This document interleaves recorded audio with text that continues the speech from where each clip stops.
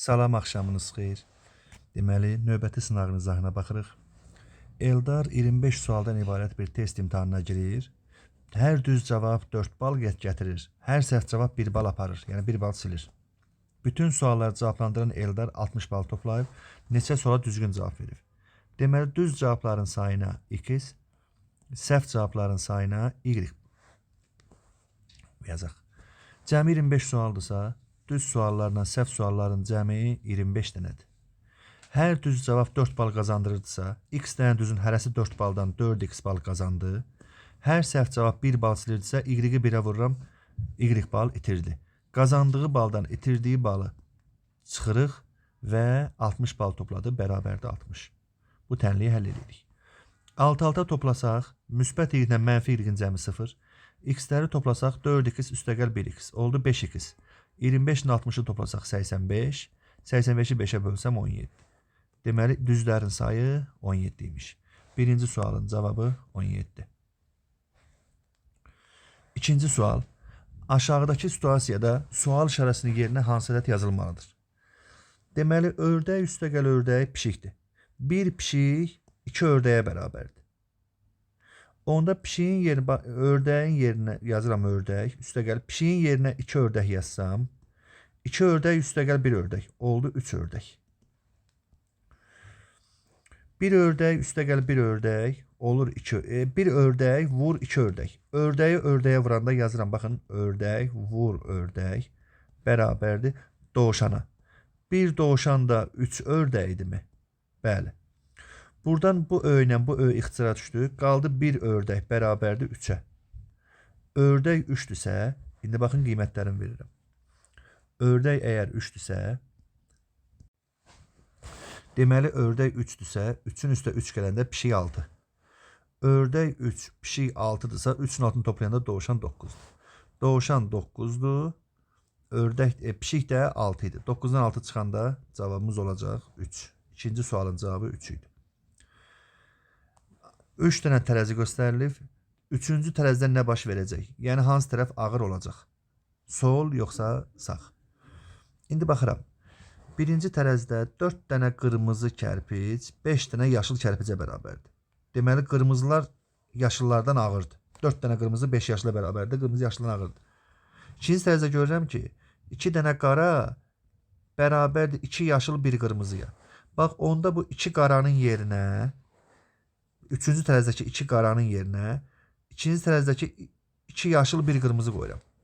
Onda bura 2 yaşıl 1 qırmızı qoysam, 2 yaşıl, bu da 3 yaşıl. Oldu 5 yaşıl və 1 qırmızı. 5 yaşıl üstəgəl 1 qırmızı bərabərdir. Sağ tərəfdə 4 dənə qırmızı 1 yaşıldır.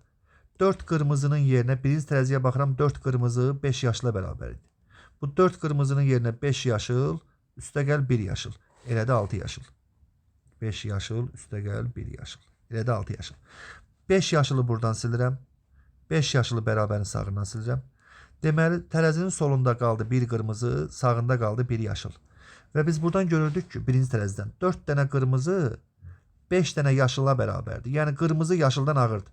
Onda solda 1 qırmızı, bunun solunda 1 dənə qırmızı, sağında 1 dənə yaşıl qaldısa, solundakı qırmızıdır, sağındakı yaşıldır. Qırmızı yaşıldan ağırdır. Deməli, tərəzi sol tərəfə əyiləcək. Eni 4, uzunu 4, hündürlüyü 4 olan kubdur. Bu kubu deyir, boya dolu kraskanın içərisində salıb çıxartmışıq. Heç bir üzü rəhli olmayan neçə dənə kiçik kub var. Onda baxın, bu kənar 4 dənə, baxın, bu kənar hamısı rəhlənib. Bu kənarında hamısı rəhlənib. Bu ön tərəfində hamısı rəhlənib. Arxa tərəfində hamısı rəhlənib. Onda ortada görün nə qalır? Baxın, 2 eni, 2 uzunu, 4 dənə. 4 dənə bu sıranın altındakı, içərisindəki, bir də bu sıranın altındakı. 4, 4, 8 dənə rəhlənməmiş kub qalır. Yəni, 2 eni, 2 uzunu, 2 hündürü, 2 vur 2 vur 2. 8. Burada cavab nə idi? Sol. Burada cavab nə idi? 3. Burada da 17. Ayxan rəhli kartonları aşağıdakı kimi masanın üzərinə atdı. Ayxanın 5-ci atdığı karton hansıdır? Yəni, altdan yuxarı 5-ci. Ən altdakı qırmızıdır. Deməli, birinci qırmızını atıb. Qırmızının üstündə çəhrayı var. Çəhrayıdır, narıncıdır. Narıncı bunu atıb. Onun üstündə sarı var. Sarı oldu 3. Sarının üstündə qara var. 4. Qaranın da üstündə mavi var. Deməli 5-ci kardon olacaq mavi rəngdə. Aşağıdakı situasiyada iki eyni kvadrat kiçik kvadratlara bölünmüşdür. Hansı kvadratın göy hissəsi daha böyükdür? Birinci kvadrat baxıram ki 3'ün 3'ə, 3'ü 3'ə vur 9. 9 dənə kvadratın 5'i mavi rəngdədir. Birinci hissə olacaq, mavi hissəsi olacaq 9'da 5. İkinci kvadratın eni 5, uzunu 5. 5'i 5'ə vur 25. 25 dənədən neçəsini rəngləyib? Maviləri sayaq. 3, 5, 8, 10, 13. Yəni 9'da 5 böyükdür, yoxsa 25'də 13 böyükdür. Bunun üçün 9'a və 25'ə bölünən ədəd tapıram. Məxrəclərini bərabərləşdirirəm. 9'a və 25'ə bölünən ədəd 9'u 25'ə vururam. 225'dir. Baxın, 9'u mən neçəyə vursam 225 eləyər. 25'ə. Onda 5'i də 25'ə vurun. 125. 25'i 9'a vursam 225. O zaman 13'ü də 9'a vururam. 117. Məxrəcləri bərabər olan kəsirlərin hansının surəti böyükdürsə, həmin kəsir böyük sayılır. Yəni 225'də 125 daha böyükdür. Yəni A B'dən, A'nın mavi hissəsi B'nin mavi hissəsindən daha böyükdür. Cavab olacaq burada A. Aşağıdakı situasiyada yaşıl altı bucaqlının ağırlığı neçə kiloqramdır? Mən ikinci tərəziyə baxıram ki, bir yaşılla bir qırmızının cəmi 6 kilodur. 5'dən sonraki 6'dır. Bir yaşıl bir qırmızı 6'dırsa, onda baxın buradan bir yaşılla bir qırmızı elədi 6. Bir yaşılla bir qırmızı yenə 6. Elədi 12 kilo. Mən baxıram ki, bunların hamısının ağırlığı 14 kiloymuş. 14 kilonun 12'sini çıxsam, yerdə qalır 2 kilo. Deməli, bu qırmızı 3 bucaq 2 kilodur. Qırmızı 3 bucaq 2 kilodursa, bunların cəmi 6 idi da. Qırmızı 3 bucaq 2 idisə, 6'dan 2 çıxıram. Onda yaşıl figur 4 kilodur. Cavab 4. Qanuna uyğunluğu tapın və sual aşağısı gerçək ədədi müəyyənləşdirin. Baxıram ki, uşaqlar, bax 8'i 4'ə vursa 32. 8 ilə 4'ü toplasa 12. 32'dən 12'nin çıxıb 20. Hasillərindən cəmlərin çıxıb. Baxın 5 dəfə 9'un 45, 5 ilə 9'un cəmi 14, 45'dən 14 çıxıb 31.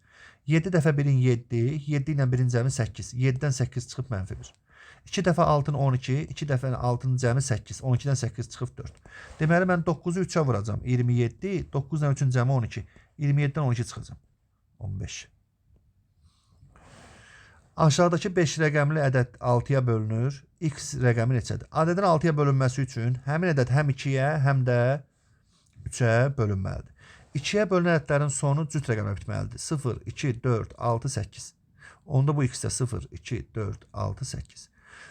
3'ə bölünmə qaydası odur ki, rəqəmlərin cəmi 3'ə bölünməlidir. 7, 2, 7'nin cəmi 14. 14'ün isə 0, üstə 0 gəlsəm 14, 3'ə bölünmür. 14'ün isə 2 gəl, 16, 16'ın üstə, yox, 7, 2, 7'nin cəmi 16 eləyir. 16'ın üstə 0 gəl, 0 gəl, 16, 3'ə bölünmür.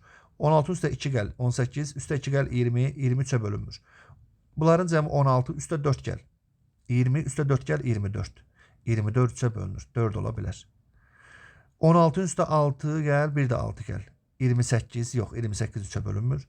16'ın üstə 8 gəl, 24, üstə 8 gəl, 32, yox, bu da 3'ə bölünmür. Deməli, x-in yerindəki rəqəm 4 imiş. Bir qutuda kibrit çöpləri var. Deyir ki, onların sayını 2'yə vurdular, 8'in götürdülər.